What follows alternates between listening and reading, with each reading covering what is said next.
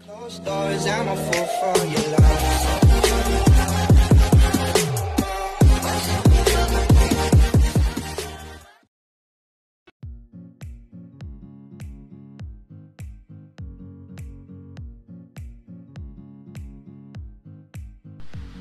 Hello guys! So, for today, ayun, ito na. This is it. Mag-empake na ako ng mga donations. Actually, every time na may mag-donate, nalagay ko lang siya dyan. Ayokong pakialaman kasi lalo na pagka marami akong ginagawa, dyan ka lang. So, ngayon, this is it. Kasi kailangan ko na talagang ayusin dahil bukas, pipick upin na po yung mga donations. Yun, very good news na sa akin siya. Ayan, nabubulol ako. Good news siya sa akin kasi nung ilang araw ko nang iniisip na kung paano ko ba siya dadalhin doon sa Philippines. Kasi although meron ako nakausap yung pinsan ko na supposedly yun nga, dadali namin doon and then inabutan, tapos sakto inabutan ng MECQ, diba? So, ang worry ko is baka hindi kami mapadaan dun sa mga checkpoint, baka may ganon. So, yun ang worry ko. Kasi, nung last time na nagkaroon ng lockdown, may mga nagdo-donate sa ibang charities or kung saan mang lugar na hinaharang. Dahil nga, syempre, walang mga permit, mga ganon. Ayan. So, may sinisid, ganon na yun ba yun? Hapon pala. Okay. Ano ba yun? Nawala ako dahil sa ganun. Ayun. Yun. Parang, God's will na rin na hindi na niya ako pinag-worry kasi anong kino-ordinate ko siya last time is yung nagpipick up. Kumbaga, yung meron silang service para sa mga volunteers, volunteers na within the area, yan, sakop ito, kumbaga nadadaanan. So, pwedeng i-pick up dito sa area namin, which is very, natuwa ako kasi hindi na ako problema, pipick upin na lang. So, ayan. So, ngayon, ayusin ko na lang siya. Yan po lahat ng donations. Yan yung mga nakabox-box. Ayusin ko po yan. Iba-iba po yan. Iba't ibang goods. So, actually, sana, mas marami pa sana na nakapag-donate. Pero, happy pa rin ako kasi kahit paano, meron po tayong maidodonate or maibibigay sa charity. Okay, so, watch the full video para makita niyo po ang aming preparations. So, okay, kung napanood niyo po yung part 1, ito na po ang continuation niya, ang aking pag-repack na ng mga donations na pipick upin bukas. So, ito, nag-ano na ako ng bond paper, lalagyan ko ng pangalan para madali nilang ma-track kung ano ba yung mga items na yun. Then, pentel pen, scotch tape, at contain. So, yun po.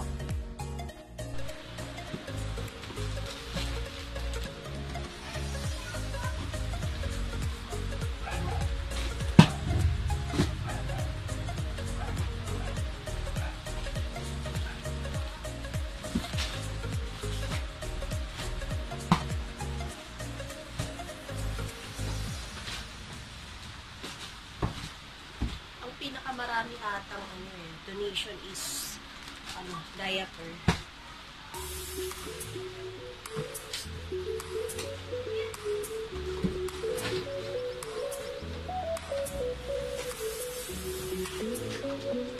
Meron din mga vitamins,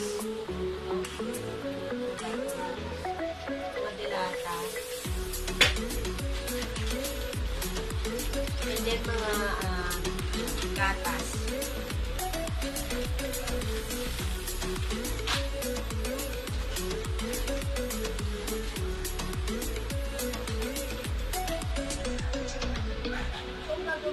Ilalabas ko muna lahat para ma-sort out ko kung ano yung kung saan ko siya kung alin yung pagsasama-samahin ko.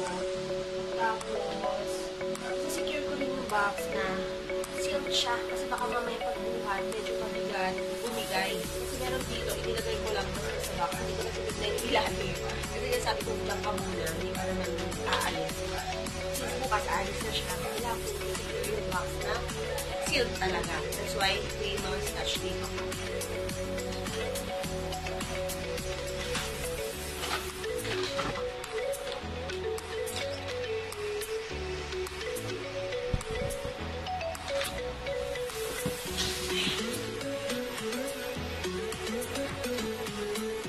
Actually, yung mga box dito, ito yung mga pag nag-grocery ako, ito yung gagawin ko. Parang nakatambak mo yung hindi naman, nakatapon. So, may naglagay din sa mga pagkakataon.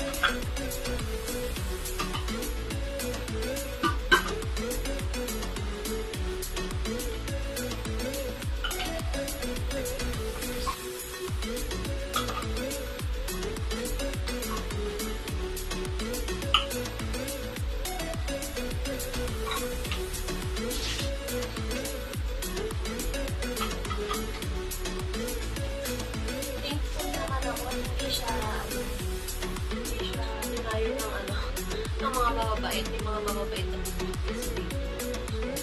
Ito lang ako hindi siya, hindi na kailangan. Dito na yung mga box.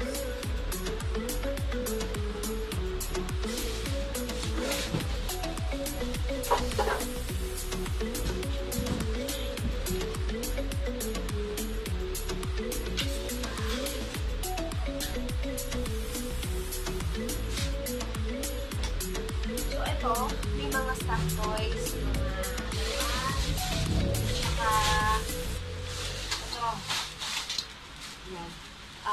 these are learning stuffs.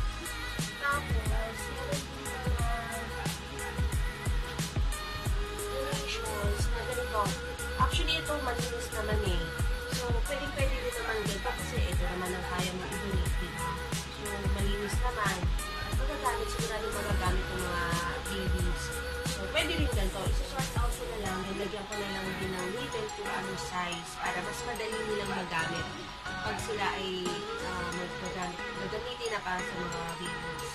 So, yan. Sort out ko lang to.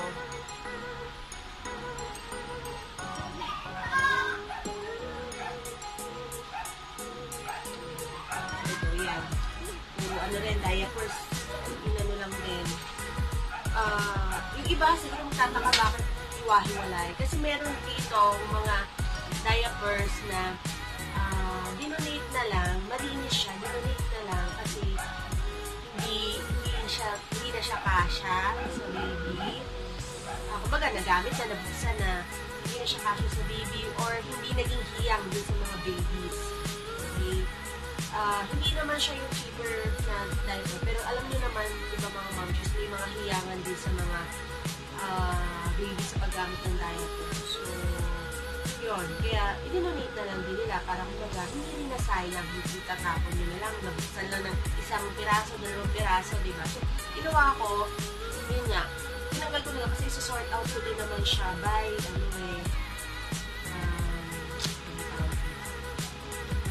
size. So, yun. Tapos ito, yan, mga,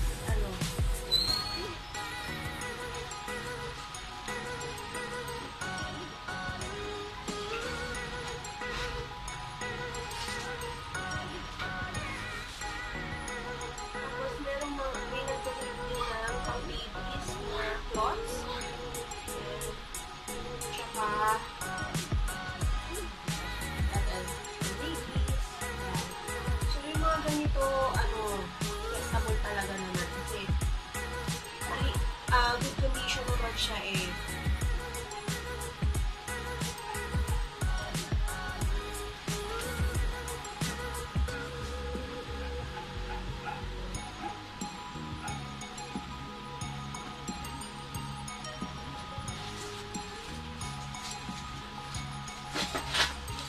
Mga nag-create din ng damit for kids. And may wallet type. Wallet. Siyempre may mga teenagers. Ito, bag. Na used bag. Pero at least magagamit pa rin. Good condition. Ayan. Ito. Ubos. Ayan. Kasi may mga teenagers din naman sila eh. So, syempre, hygiene na lang din. So, yan. Sige na. Ba't ko nilalabas again? Para malaman ko ano yung mga pagsasamahin ko. Kung kaya ko i-minimize yung mga box na dadalhin, ibibigay, mas okay. Para hindi rin mahirapan yung pick up. Dito, actually marami rin donation. Damit. Ito inilipat ko to kasi hindi na siya kasha o dami niya. Ito, mga nilaban ko siya, mga donation dito. Mga ayos pa siya, wala siyang sira, maayos pa siya. Pero hindi na kasi ginagamit or hindi na kasha. So, ayan. Tapos, meron din ako actually, ito, nung last time na nagpusang kami ni Miss Mel ng Crips Foundation, nirequest niya kung meron daw yun, donation, kung may makakapag-donate, mga ganito, column paper. So, yan. Muna ako ito, pahabol para din sa mga, kasi may mga kids na sila, mga 7 years old, ganyan, hanggang teenagers. So, magamit sila dito, syempre, may mga parang school or learning activities din sila. So, ito.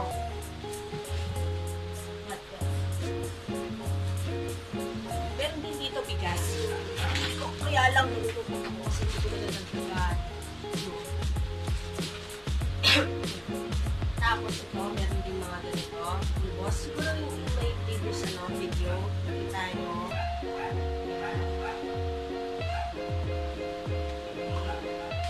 Tapos bleach. Meron din ako. Mga bleach dito.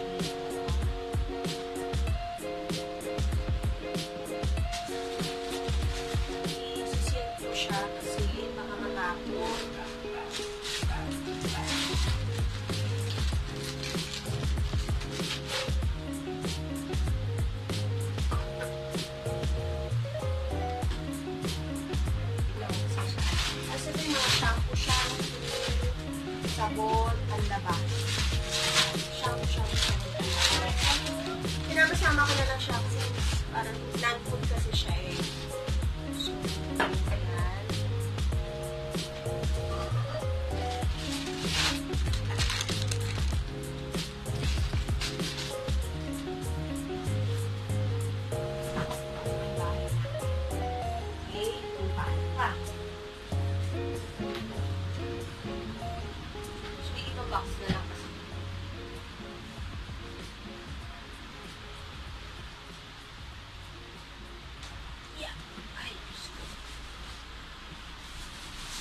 Yun, ito ang mga food pan pala.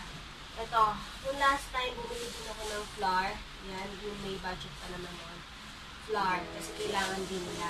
So, susulatan ko na lang ito. Flour. Okay. And then, ito pa, more flour. Tapos, mga biscuits.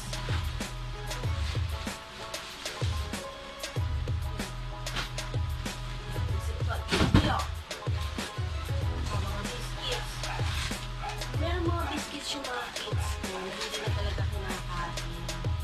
Malinis siya ha, hindi mo ha. Pwede siguro sama-sama ko na lang din para hindi rin sayang.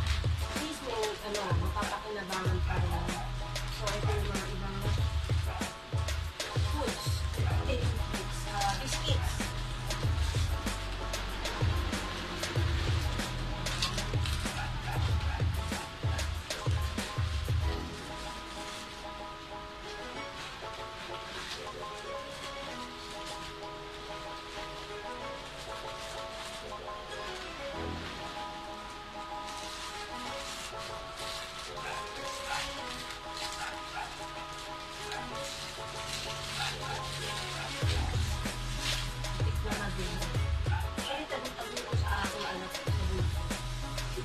Lagi niya sinisilip, may mga biskuit. So, ayan. Itabi muna natin. So, ayan, that's it. Kita ko sa inyo.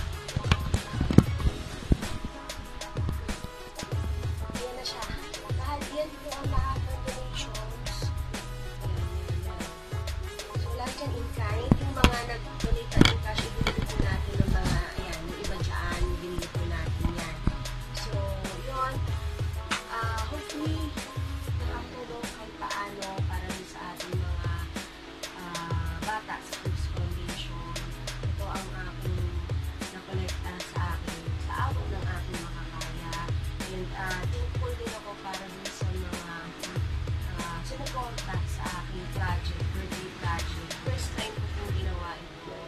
At mahirap. Nakita niyo po yung napanood yung part 1. Mahirap yung pinagdaanan ko dito sa project nito kasi maraming rejections. Okay? Yung iba sa mga na-ATM ko, sinina lang ako. So, pero naiintindihan ko sila kung hindi naman talaga nila. Kumbaga, kanya-kanya tayo eh. Kung hindi naman talaga sila sa mga ganitong charities, okay lang. Naiintindihan ko, respect na lang din sa mga taong yun. Pero dun sa mga appreciate support, sobrang thankful ako dahil tumulong kayo sa aking project at the same time, yun, naiintindihan nyo somehow yung aking intention na makatulong din sa mga bata. So, yun, watch the full video kung ano pang mangyayari, lalo na bukas na kukolektahin na itong mga donations.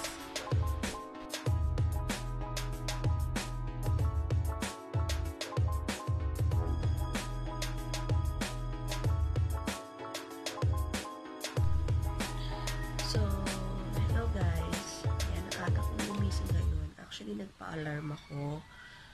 At, baka kasi na ako magising. Usually, bumabangon ako. Usually, gumigising ako mga 7 o'clock na. Kasi medyo late na ako nakakatulog. And then, nabangon ako siguro mga 8 na. Sobrang tanghali na. So, ngayon, sabi ko, baka mamaya hindi ako magising kasi ang sabi is 7 a.m. hanggang 7:30 ang pick-up line ng Kids Foundation. So, ngayon, ready na. Ito na yung mga ayan. Ayan na.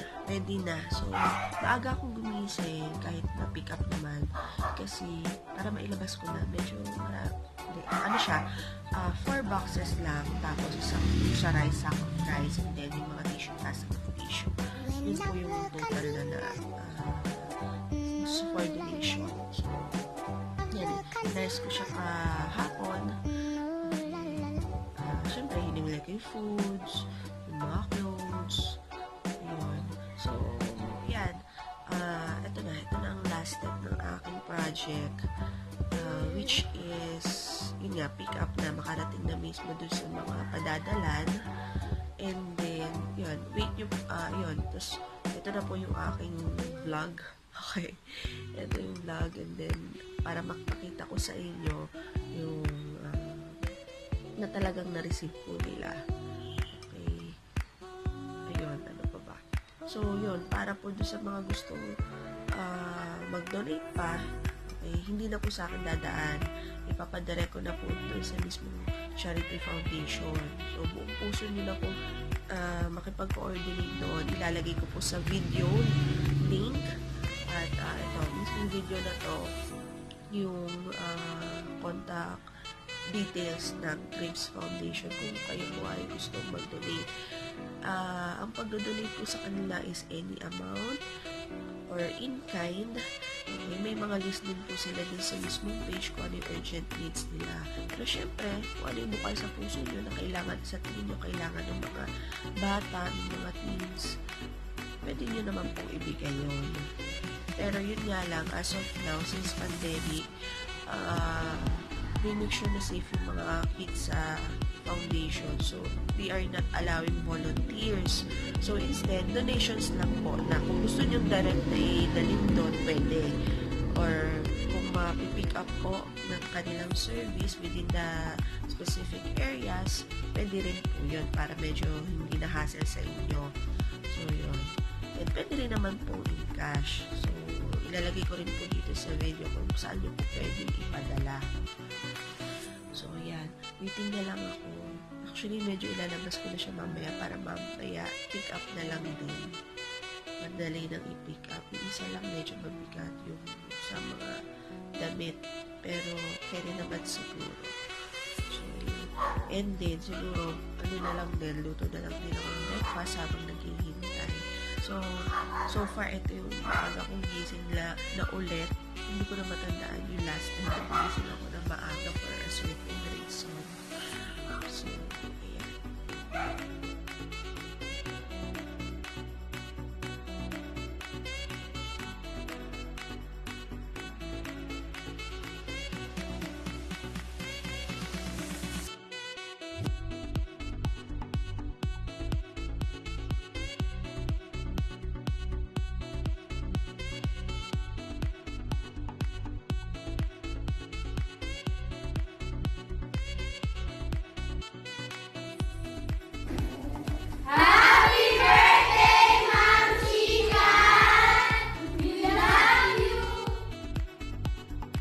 Hello guys! So, yan po, natapos na natin ang ating birthday project at na-receive na rin po ng Cribs Foundation ang mga donations. So, gusto ko lang din po sanang personal na magpasalamat din sa mga taong sumuporta sa aking birthday project. So, kung napanood ko po yung aking part 1 ng birthday project, pinakita ko po doon yung mga pinagdaanan ko sa project na to. Hindi po kasi siya basta project lang na, sige, mag-advise ako, mag-project ako, hindi po siya ganun kadali. May step and procedure po pinagdaanan. Of course, check din ang possible ways para makapag-collect ka ng aking ng donation para sa Cribs Foundation. At ayun po, very thankful din ako kasi diba nung August 4 ay binalik yung MECQ. Hindi naman binalik, parang yun, bumalik tayo sa mass quarantine period, something like that.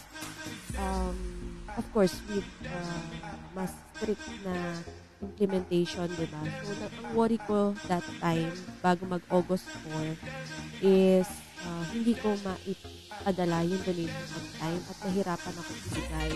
So, actually, yung pinaka-goal ko talaga is bago ako mag-birthday, ma-distribute na talaga o ma-paabot na talaga yung donation sa so, ayun po. At luckily naman na siguro God's will na rin. Kasi sobrang namumblema ako. Kasi gusto ko rin syempre safe ako makakarating doon sa lugar. At the same time, secure din yung mga donations na makakarating din talaga. So, yun talaga yung dilemma ko that prior August 4. And then, luckily enough na itong si Chris Foundation ay nagpipick up sila ng mga ganong, yun, pag may mga donations na malapit lang po. Since malapit lang po sa amin, nasa Antipolo po yung Cribs Foundation, medyo malapit yung area nila dito sa amin, ay yun, napagbigyan din yung aking request na isabay doon sa service nila. So, yun, very, thankful ako doon kasi nawala yung nawalan akong problema, kumbaga. So, yun. And then, ito, ayun nga, gusto kong magpasalamat doon sa mga taong sumuporta sa aking birthday project. So, mention ko kayo kasi very, talaga, hindi ko kakayanin ng mag-isa.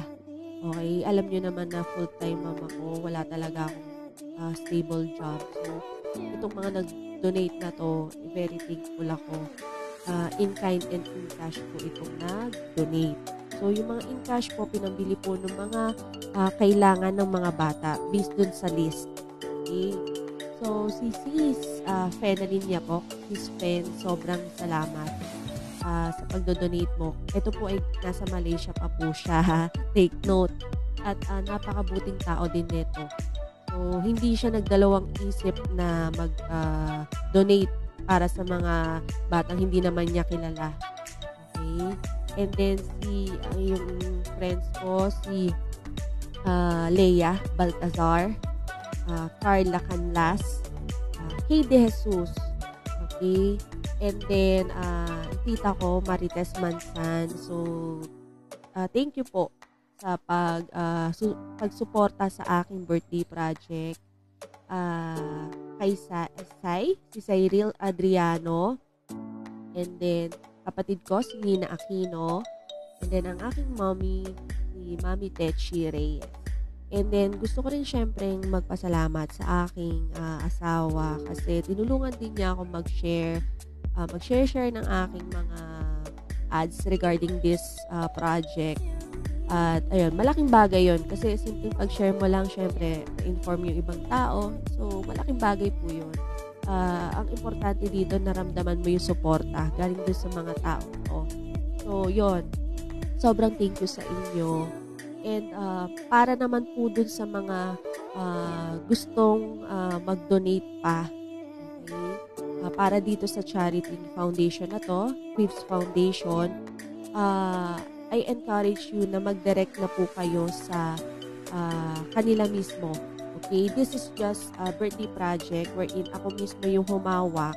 But then, since tapos na po ang aking birthday project, ito na po ang pagtatapos ng aking birthday project. Ayun, dun sa mga gusto pa at willing mag-donate, pwede po kayong dumiretso. Ito po, ilalagay ko dito ang aking ang Facebook account ng Facebook page ng Cribs Foundation. Napaka-accommodating po nila. Pwede nyo po silang i-message sa kanilang FB. And then, pwede rin po kayo mag-email sa kanila.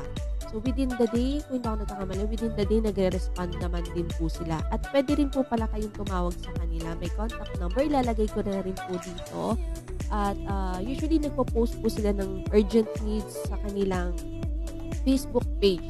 So, ako, I highly suggest kung gusto nyo mag-donate at magbigay ng tulong, I highly suggest na mag-check kayo ng urgent needs nila. Kasi yun po talaga yung mga urgent needs. Yung mga like yung mga milk, yan kasi since may mga baby kids, others, yan po talaga yung pinaka number one. At syempre, medyo mahal po yan. Kaya yan po talaga yung number one sa listahan nila. And then the rest, yung mga safety, alcohol, yung mga basic needs like ano pa ba? Yung sa food, yan. So, pwede rin po kayo mag-donate ng cash. Meron silang GCash, meron silang BPI. lagay ko na lang din po dito sa video na to, attach ko na rin po para dun sa mga gustong mag-donate ng in-cash. Directly po yan makakarating sa kanila. And if ever na papadala kayo ng cash sa kanila, screenshot nyo lang po at i-message nyo po sila sa kanilang messenger or sa email para inform po sila na kayo ay nagpadala. Okay, at least ma-verify nyo po kung na-receive mismo ng foundation. So, yun lamang po at ako'y sobrang nagpapasalamat sa inyong lahat ng sumuporta, sa mga nanood ng aking birthday project vlogs. So, ayan. So, thank you.